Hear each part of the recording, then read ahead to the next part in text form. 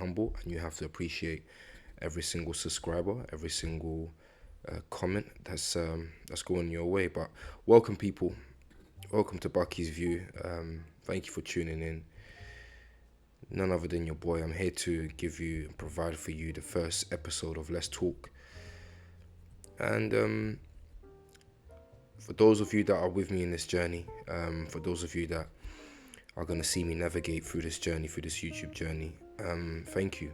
You know, bottom of my heart, you're all going to be here as originals. You're all going to be here from day one. And it all starts with a like, so please like this video. Please drop a comment. Episode 1 of Let's Talk. And what is Let's Talk, guys?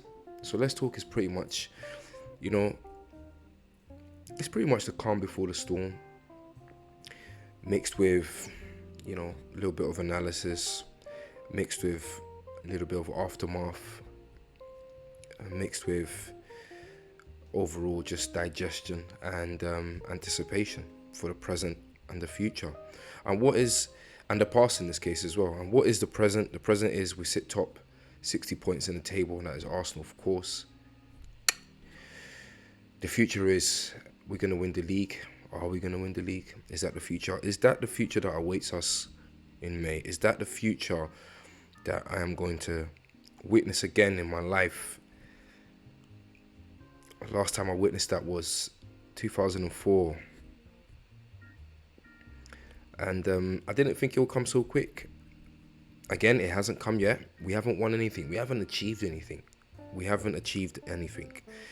Arsenal fans, keep that in mind. We have not achieved anything. What we have achieved is genuine progress in terms of club and squad progress. Arteta's definitely progressed in that sense. Arsenal have progressed in that sense. The players have progressed in that sense. But we haven't achieved the biggest achievements there are out there. We haven't lifted the Premier League trophy, and we haven't lifted the Champions League. So once we do those things, we can then, come out, chest out, and do all of the bragging and all of the ha ha ha ha ha and woo woo woo woo woo. But until then, let's keep it humble, man. Let's keep it calm. Let's believe, most certainly. Let's be firm in our statements. Let's be firm in our analysis. Let's be firm in our judgment and our predictions. But let's also be grounded. Let's also be realistic. Let's also be cautious. Doesn't mean we have to be pessimistic, and it doesn't mean we have to, we don't have to implement a Gary Neville mindset. We can truly believe that we are truly over the dark ages. We're truly over that dark spell. I don't know how long it lasted. Don't ask me. I don't want to know. We're here now. Yeah? So let's talk. If we win the league, I feel as though most of the players will go and then take away all of the other accolades, player of the year, player of this, and manager of this, and because it will be an unbelievable achievement, make no mistake. And it'll be an achievement that people are already trying to downplay. People in the media are already trying to downplay Arsenal's achievement. Even right up to this point, you have people already trying to downplay our achievement. They've been lucky. Everybody's injured. Everybody's suspended when they play Arsenal. Casemiro suspended. This one's injured. That's not our fault. We've played some of the best football in this league. If anything, we've played the best football. Furthermore, we've played the best football in this league. I don't even know why I'm being humble about it. So to see on places like Twitter, people coming up with that narrative, Arsenal's been lucky everywhere they go. With Tottenham get battered everywhere they go. With Arsenal's been lucky everywhere they go. You lot were lucky against Manchester United because Casemiro wasn't playing. Bro, are you all right? It's neither near nor there. You don't know what could have happened if who was playing in what position and who and what happened if my auntie was an uncle. Classic example. You know, what you can take away and what you can tangibly consume is the football we're playing. We got a Ukrainian in our midst. And even though this Ukrainian sometimes gets on my nerves in terms of his misplaced passes and some of the things that he tries to do, which is just too extravagant, he's a hell of a footballer. He's so much of a footballer. It reminds me of my days when I used to play football and I used to see certain people, certain dons, certain youths, certain footballers, and certain people that used to play football, and they were just mercurial. They were able to get into any place in a pitch, and they had such technical ability that you just knew, like, this brother is a baller. There's no other career, there's no other occupation he could have had in his life. Zinchenko's one of them guys, picks up that ball and the way he positions himself, body language, body posture and everything with that left foot. He might be the person that is giving us, him and Gabriel Jesus as well, make no mistake about it. But I feel with everything that's going on, and of course, the whole situation with Ukraine and how it's affected him, of course, in a way, and just that fighting spirit has come out more. That warrior mentality, that warrior spirit that he's got, and everything else that's going on in his home country, and all of the attention that's that is on the situation that's happening, and the emotion that kind of conjures up and brings up, and it's amazing to see someone like Zinchenko transfer that into football and vent that in the best possible way, which is to play brilliantly, which is to play so dynamically, which is to play so efficiently, and which is to have the mindset and the character to say, the fact that Gary Neville said he's not a leader, it's mad because, and again, guys, listen, don't slate me here. I get where Gary Neville's coming from, but he was wrong in his assessment. I get where he's coming from, but he was wrong in his assessment. Zinchenko is a leader. Make no mistake about that. He's a leader of men. Yeah, he leads men. Yeah, trust me. He's the captain of Ukraine, and that squad there, they might not be talented, they might not be ballers, but they're men. Yeah. And why am I saying I get where he's coming from? Because the leader that Gary Neville has in his head is kind of like that guy that's gonna say, do you know what? I'm gonna do the one-man job, and I'm gonna grab the ball and I'm gonna take it all the way past into the midfield and past the keeper, and I'm gonna change the game. He's not a leader in that sense. He's not gonna be somebody who is gonna be leading in that sense. He's talking about somebody like a Roy Keane that would have done that, or somebody like these players that really take the game by the scruff of their neck and change the game and decide the game by themselves in one particular moment. Yeah, he's not a leader in that sense, but he's a motivator. He's somebody that is willing to learn, because leaders have to learn as well. If you're not willing to learn, then you're not willing to lead as well. It's not just about leading. It's about learning. It's about understanding that you need to approach things with humility. It's about understanding that you need to be able to look at things from an aspect of there's always improvement here. And it's about galvanizing, and it's about, motivating the people around you, the men around you, the players around you in this case, the fighters around you, to be up for the fight all the way to the end. It's not be up for the fight for the first 20 minutes or 30 minutes. No, be up for the fight all the way to the end. Yeah? Because if you do that, then it shows the level of output that you're giving, and it shows, and this is why you hear people, Zinchenko's got so much passion for Arsenal. It's just him, and Arsenal is the perfect environment where he can, he can exuberate that to the max. City wasn't the environment where he could do that. There's too many characters, too many personalities, too many egos there. He wasn't able to, and maybe he wasn't, doing the things that he's doing in terms of body language, in terms of speaking. And Gary Neville never used to see that at Man City. So now he's got this image of him, he's got this picture of him like, oh yeah, he ain't no leader, He's coming to Arsenal and all he's doing is showing passion. He's showing this, but he's not leadership. That's why he said to Robbie on that show that they did, oh yeah, he shows passion, I see passion, but I don't see leadership. Trust me, there's leadership there. Yeah, a lot of things you're not going to be privy to, Gary Neville, but there's leadership there. But listen, I can stay here all day talking about Zinchenko. I'm just really impressed with his performances lately. But that can go for so many other players. That can really go for so many other players. The likes of Saka. You're here talking about. You're hearing in the media they're talking about Arsenal's been lucky and Arsenal.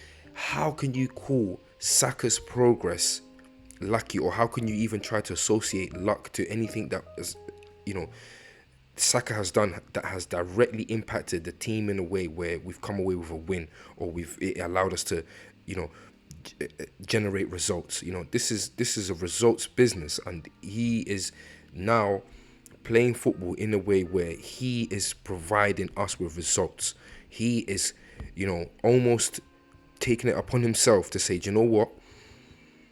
In the space of 90 minutes, I'm going to have about 2 or 3 shots, clean shots. I'm going to try to make them as clean as possible with my left foot or my right foot. It doesn't matter, as long as I get those chances. And one of those or 2 is going in the goal.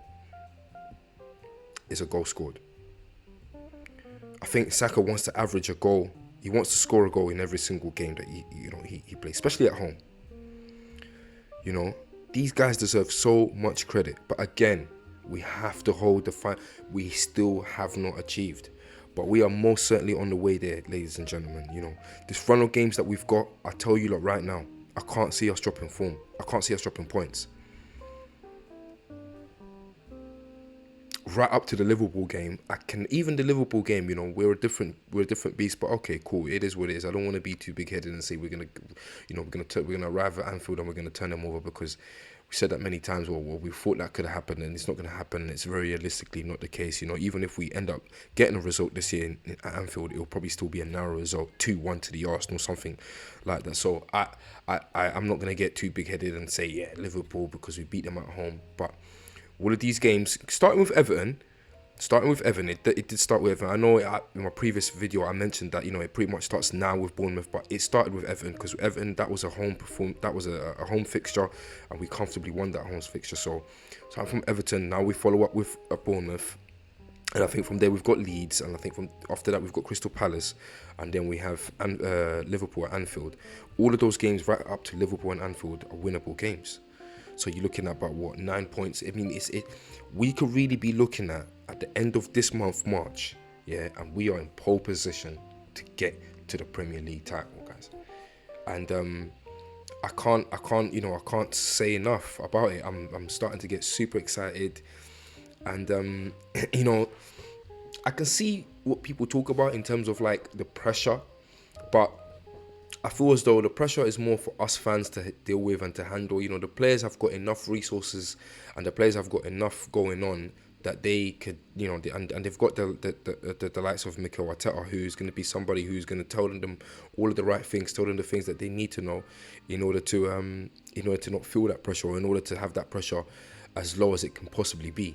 We want them to feel pressure, because it shows character, but we don't want them to start, looking as though they're pressured.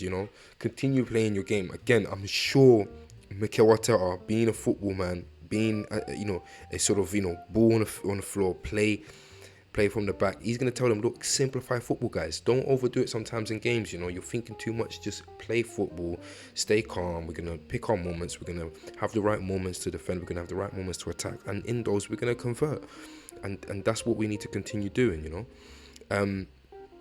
Just very quickly looking at match week 26 and all of the fixtures for match week 26, we have an interesting weekend. This weekend is interesting because this weekend Manchester City face Newcastle. It's not an easy game, as 12:30 kickoffs are dodgy. They're iffy kickoffs. They're kickoffs that they can either go left or go right for you.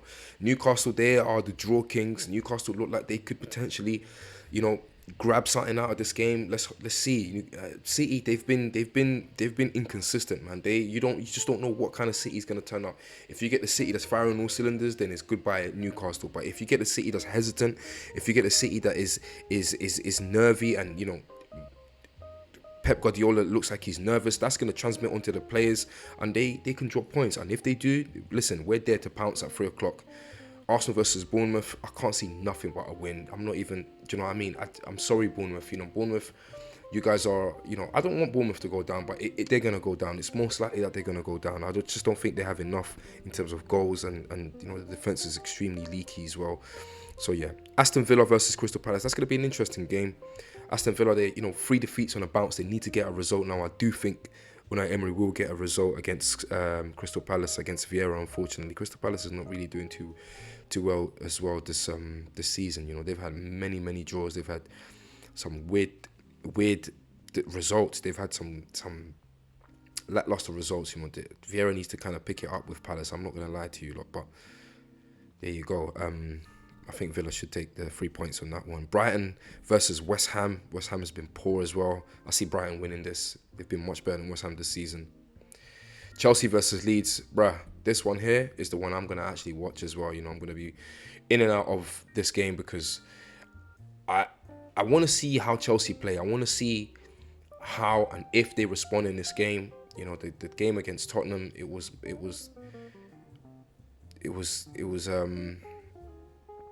poor. Chelsea have been just under Graham Potter. They've just been super poor.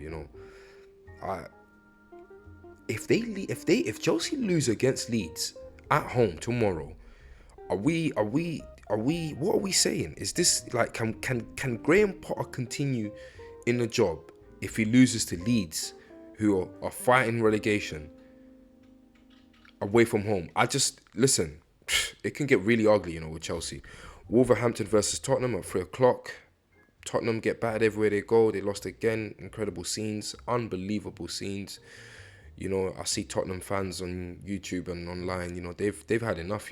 Tottenham fans. It's becoming sad. It's becoming a sad sight to see. But long it may continue. And Wolves at home against Tottenham. I don't know. Tottenham obviously going to want to respond from that cup defeat that they've had against Sheffield. Wolves, they've had obviously an upturn in form, with their new manager, but I see Tottenham winning this one, maybe 2-1. Maybe it could be a draw. It does have a draw kind of face on the, I don't know. It's a difficult one to say. Again, it depends what Tottenham turn up. If it's the Tottenham bottling sort of mentality Tottenham, then yeah, they could lose this game to Wolves. Wolves are playing at home. 5:30, we got Southampton versus Leicester City. Southampton versus Leicester City, another relegation fight game. Easily, I could see it being a draw as well. I'm not going to lie to you lot. Sunday's interesting. We've got Nottingham Forest versus Everton, 2 o'clock, kick-off. Nottingham Forest, I can see Nottingham Forest beating Everton. They seem to play good at home. They seem to play with confidence. They play with the fans. The fans give them that extra boost. I can see Nottingham Forest taking all 3 points there. And then Liverpool versus Manchester. Now, Liverpool versus Manchester. I'll be real with you guys. This game here as well, it's got a weird vibe to it. I know Manchester's gonna want a result at Anfield. I can't remember the last time they've had a result at Anfield. But I know it's been a while, just like us, Arsenal, the longest. And it's about time we go to, teams like Arsenal, Man United, it's about time we go to Anfield and get a win there, I'm not going to lie to you lot.